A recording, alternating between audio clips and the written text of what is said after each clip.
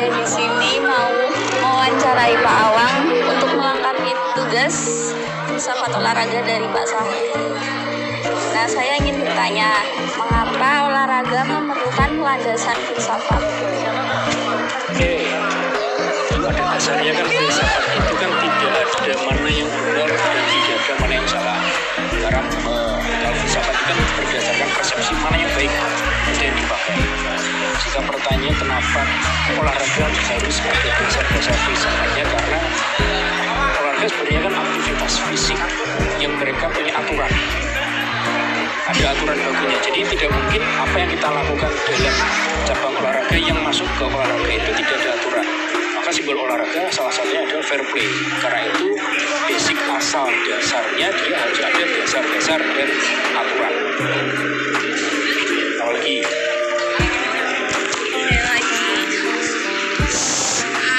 menurut Pak Awang, filsafat olahraga itu munculnya dari mana? Awal mulanya? awal mula filsafat, Ya. sejujurnya saya tidak tahu. Tapi karena itu memang berkembang dari zaman, bisa jadi sebelum Masehi.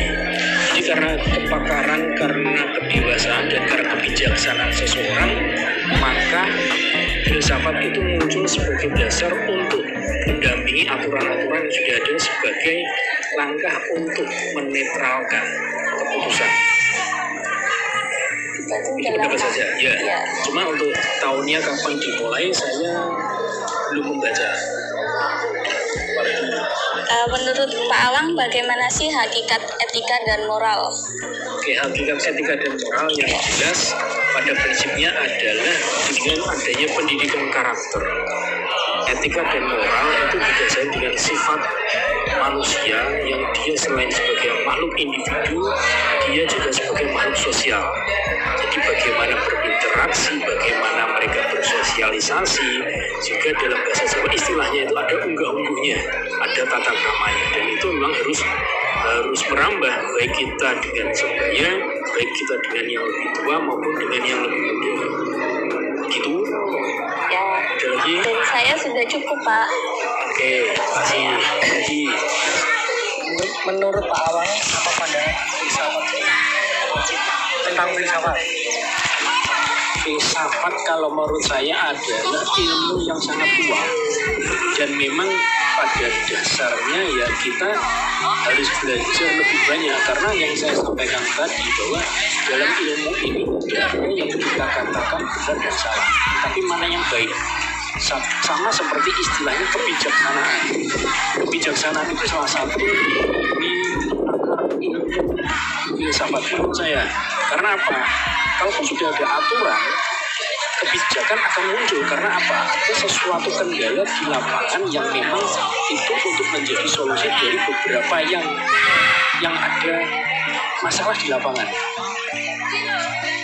Oke, kalau saya itu. Apalagi?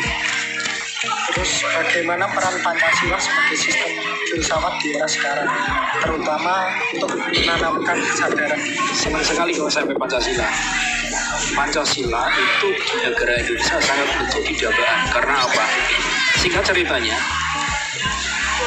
beberapa orang teman di Arab itu pernah cerita. Ini singkat ceritanya ya. Mereka itu menggunakan bahasa Arab, tapi tidak semuanya dari bangsa Arab, dari negara Arab. Mereka dari suku Arab, tapi terpecah menjadi beberapa negara. Dan mereka artinya pengen betah tinggal di Indonesia. Karena apa? Dengan bahasa, suku, budaya yang berbeda, tapi bisa menggunakan bahasa Indonesia. Tapi tetap satu negara, Indonesia. Itu bedanya Arab, suku, dan bangsa dengan Indonesia. Dan hal ini adanya Pancasila itu dengan 5 kebijakannya, harapannya bisa membantu Indonesia dengan berbagai budayanya, berbagai bahasanya, mereka tetap satu kesatuan di Indonesia. Oke, lagi Pada masa Yunani kuno kan kemenangan itu diukur dari harga diri. Pada zaman sekarang dalam pertandingan masih menentukan nilai harga diri. ada beberapa yang menentukan nilai harga diri. Tetapi kalau kembali ke sportivitas olahraga, harga diri itu bukan yang utama. Karena sportivitas itu tanpa adanya toleransi, tanpa adanya persatuan, tanpa adanya rasa saling hargai,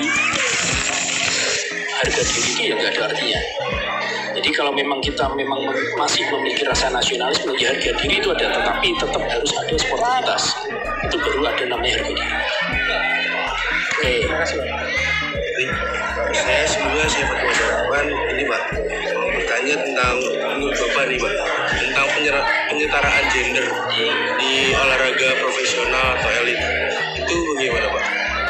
Kesetaraan gender itu memang sama, jadi nggak ada, kalau kita pakainya ya gender itu antara laki-laki dan perempuan, jadi nggak ada perbedaan.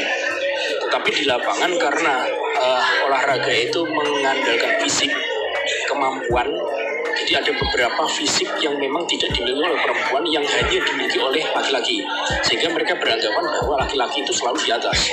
Tapi ada prinsipnya, mereka antara laki dan perempuan itu punya nomor sendiri, mereka punya tingkatan sendiri. Jadi dalam pertandingan ya mereka sama, tetapi ada beberapa yang memang itu tidak untuk laki-laki dan memang tidak untuk perempuan, karena memang untuk penyamaan antara memang ini levelnya antara laki-laki dan perempuan tidak bisa dicampur.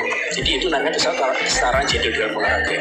Kan tidak mungkin dalam permainan sepak bola satu tim laki-laki lawan satu tim perempuan, karena memang sudah berbeda levelnya. Tapi dalam bermain bisa juga bercampur. Lagi apa? Ini terus selanjutnya dari sudut pandang Bapak nih Pak, bagaimana itu tentang filsafat yang masuk ke dalam olahraga, terutama kepada filosofi cabang olahraga itu? Sebagai contohnya apa? Kayak kan di Indonesia, terutama di sepak bolanya punya filosofi Indonesia. Itu Oke, kalau filsafat sesuai dengan negara atau karakteristik ya kita kembali ke identitas masing-masing. Sebagai contoh kalau Indonesia mereka lebih berbudaya dengan cabang olahraga. Saya nggak tahu apakah mereka ke Jawaan, ke Kalimantanan atau ke Timuran, tetapi sebagai salah satu contohnya, kalau misal di negara Spanyol sepak bola menganut strategi tiki-taka. Jadi mereka strategi tergantung dari pelatih atau model dari permainannya. Kalau Brasil mereka menggunakan skill individu dan lain-lain. Kalau di Inggris menggunakan kick and rush. Jadi masing-masing dari negara itu memang memiliki karakteristik sendiri-sendiri. Tidak bisa disamakan antara satu negara dengan negara yang lain. Ya kalau di Indonesia ya harus kembali lagi didasarkan dengan sumber daya manusianya, karakteristiknya, dan satu lagi peranan utama dari seorang pelatih. Dia tipikalnya bagaimana? Yang terakhir dari saya ini tentang menurut Bapak sebagai filsafat itu Pak, ini tentang etika dan moral itu. Nah, buat di olahraga itu seberapa penting Pak adanya etika dan moral?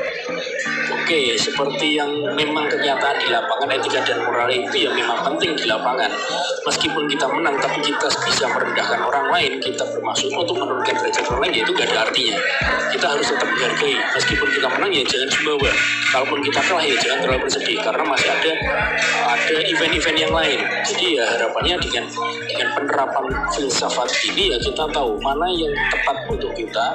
Waktu menang ya menang, waktu kalah ya kita memang harus berusaha lagi. Jadi arti kedewasaan dalam filsafat ini yang membuat kita poin-poin utama dalam pertandingan itu harus digali lagi. Bukan masalah kita berprestasi di cabang olahraga, tapi kita juga harus tahu norma-normanya. Dari saya gitu sih, sebenarnya saya bukan ahli filsafat. Kita hanya diskusi aja terkait dengan sudut pandang. Masih ada lagi? Ada Pak, dari saya. Menurut Pak Awang sendiri, dari pemikirannya Pak Awang, kalau untuk dasar pemikiran filsafat itu apa dan dari mana?